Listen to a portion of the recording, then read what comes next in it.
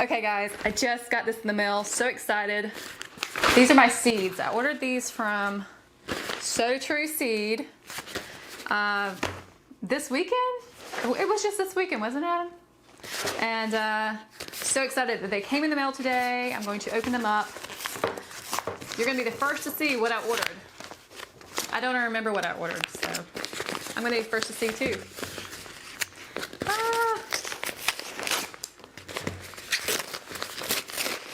Oh my gosh, so excited.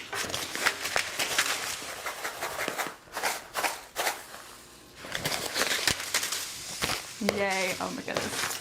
Okay, so my order, we're just gonna go through the seeds. So the first one I have is Butter Crunch Lettuce. Then I ordered Sugar Daddy Snap Peas. Next is Long Island Improved Brussels sprouts. I love me some Brussels sprouts. A little bit of bacon, some butter, onions, salt and pepper. This one is eggplant. It's Black Beauty eggplant. And have you ever had eggplant parmesan? Oh, it's amazing. Look it up. Next we have, ooh, this one's not in a decorated bag. What's up with that? Pole beans. This is Fat Man pole bean.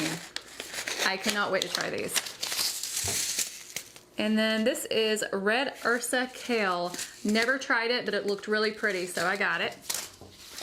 Yarrow. I've read up on some of the medicinal values of this, so I can't wait to grow this one. And this is celery. I love some celery ranch dressing. Yes. Lamb's quarters. I think it's medicinal. A beautiful wild edible plant related to spinach. And it's edible. Yummy. This is pumpkin. I wanted to get this just in case for some reason this year we're not able to get pumpkins, and I want to make sure that we can carve some pumpkins. This one is Copenhagen Market cabbage. I think these are the ones that get like humongous, and I wanted to experience that for myself, so we're gonna do that. Feverfew, great medicinal flowers. Well known for many, many uses as an herbal remedy, produces 24-inch plants with citrus-scented leaves with small daisy-like flowers. Yes, please. Winter squash, butternut. So I think this is butternut squash. I'm hoping because one of those is something in here is butternut squash. This is probably it. Delicious. Butternut squash risotto with some saffron. Oh, guys, I am hungry. This is pak choy. I was looking for bok choy because I hear that they're easy to plant and grow. Hoping this is very similar, pak choy. The crisp white stems are easier to grow than celery and just as delicious. Okay, well we're gonna find out what this does and then taste it too. Next we have stinging nettles. Okay, now I know you're thinking, wow, this lady is crazy, but I've read up that these are great for allergies, and our family has allergies. I get them really, really bad, so much so as sometimes I have to go get a not penicillin, something, you know, some kind of medicine, because I get them so horrific. I haven't had them here lately, which is great, but I'm going to probably plant this somewhere that it's not readily available for the kids to touch or the dogs to touch, and plant it in the pot so it doesn't go nuts.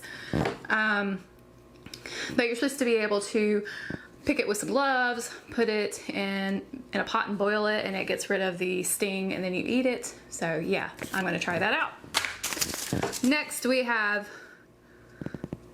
Orek. I can't remember why I purchased this. Oh, it's called mountain spinach. It's an annual leaf vegetable with spinach-like taste. The shimmery leaves and vivid colors of red, gold, and pink, and purple, and carmine, and green. A lot of colors. I'm excited. Sweet corn. Everyone loves some sweet corn, so I got some of that. Swiss chard. Haven't had it, but I hear it's great and delicious. Wanted to try that for myself. Summer squash. It's the crooked, just your typical squash. Been very, very hungry for some of this lately. Somebody's at my door. Okay, So very, very hungry for this lately. So I better get to putting this in the ground. This is melon. That's all it says is melon. Edesto 47. And it looks like cantaloupe. I don't like cantaloupe, but my family does. So I got this one hoping it is cantaloupe. Well, I guess we'll find out. Another Swiss chard ruby red. It was just so gorgeous. I had to get it because I wanted to plant it and make different colors in the garden. I think that'll be fun. Broccoli. I love me some broccoli. My kids love broccoli too, except for one. But yeah, the majority of us like broccoli. Next is radishes. And I didn't get your typical bulb looking radish. I got these French breakfast radishes. Never had them, but I hear they're very tasty and they're very unusual, so I wanted to give them a try. Isn't that cute? And we have lima beans. These lima beans look white on the picture when I ordered them. However, in the can you get them green, and that's the only way I've ever had lima beans.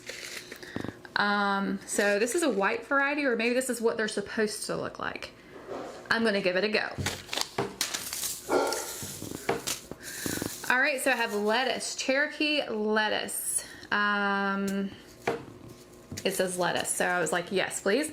When young, Cherokee lettuce can be harvested on a loose leaf type, but when left to mature, the plants grow into impressive, compact, and heavy heads of lettuce. Okay, well, we're gonna give that a try too. Next is St. John's wort. Now, if you've done any medicinal looking up stuff, St. John's wort is like, it's not really a wart because that would be weird. Who is at my door? Anywho, St. John's wort has a lot of medicinal properties like that cover a whole range of good stuff. I thought this would be cute. Carrot, rainbow blend, like all the rays of carrots. I've watched and read where carrots didn't used to be orange, so this does not seem to have an orange variety. This is like an heirloom. This is how they used to be. Next, pole beans. Pole beans, from what I've read, are very easy to grow and they grow quickly. Most beans are. So, and where I live, you can plant beans like every other month and just have a supply all year long. So that is fantastic. I want to do that. Also have specialty cucumber, Mexican sour gherkin. Don't know about the sour bit. I don't remember reading that. I'm hoping these are good. Cucumbers. All right. Whoops. California black-eyed cowpeas, black-eyed peas. In the South, that's like a staple. We like black-eyed peas with a little bit of carrot. And what do we put in it? Fatback? I think it's fatback. It's like, it looks like bacon, but it's in a block. What is it that we put in black-eyed peas? Fatback? No, not fatback. Hold on one second. We're going to find out what we do. So you make black-eyed peas according to the saltport. Okay, you make these black-eyed peas according to the package that you get at grocery store. So we'll do the same thing, even though we're going to grow our own, hopefully. And then you, then at some point you put in salt pork. I think I put it at the beginning. And then you let it just marinate for hours, maybe 2 hours. And then I think I add some bacon fat too. Bacon fat is like amazing. It's like liquid gold. Anyway, it's really good. Next, broccoli rab, early fall rapatini. I think this one, tender leafy flower shoots with a mellow broccoli mustard flavor. Blah, blah, blah. I have 2 broccolis, and I think one of them is earlier and one's later. However, where I live, you can kind of just get away with growing a lot of them according to the little chart.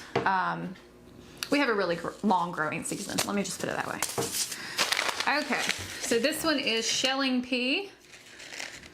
Another pea. I honestly don't know if I've ever had this before, but we're gonna try it out. And then we have an heirloom summer squash. Ooh, zucchini. Love zucchini. I love frying these, or even roasting them, but frying them is my favorite. Like, you dip them in self-rising flour, salt and pepper, fry them up. Same thing with squash, really, really delicious. And I don't like tomatoes. I know, crazy. I don't like tomatoes red. I like them green, and I cook them all the same way. Self-rising flour, salt and pepper, fry them bad boys up, and they're delicious. Next, we have watermelon Georgia rattlesnake. Now, I hope it doesn't bring the rattlesnakes in, because that would not be a good idea. Don't like that. But they are the big, it looks from the picture, it looks like they're the big ginormous ones that you see people like holding over their shoulder, and it has the black seeds, and that's what I wanted because I should be able to reseed those. So that's that one. Next is cabbage. I love cabbage, and cabbage is really good for you. Seeds, I mean, all these seeds, beans, all this food is really good for you. But I know cabbage is one of those like really, really good for you foods to be eating. So I love mine in coleslaw with some mayonnaise. Maybe not the best way to make it, but also I like to boil it down and eat it with corned beef, or what else do I eat it with? Oh, bacon. Corned beef or bacon, and I don't know, really, really good. And then I have amaranth. I know it's good for you. I can't remember what it does. I know it was in my kids' organic baby food. Heirloom stunning burgundy leaves and seed heads make a beautiful backdrop to any garden. Entire plant is edible. Good. Including the tasty black seeds.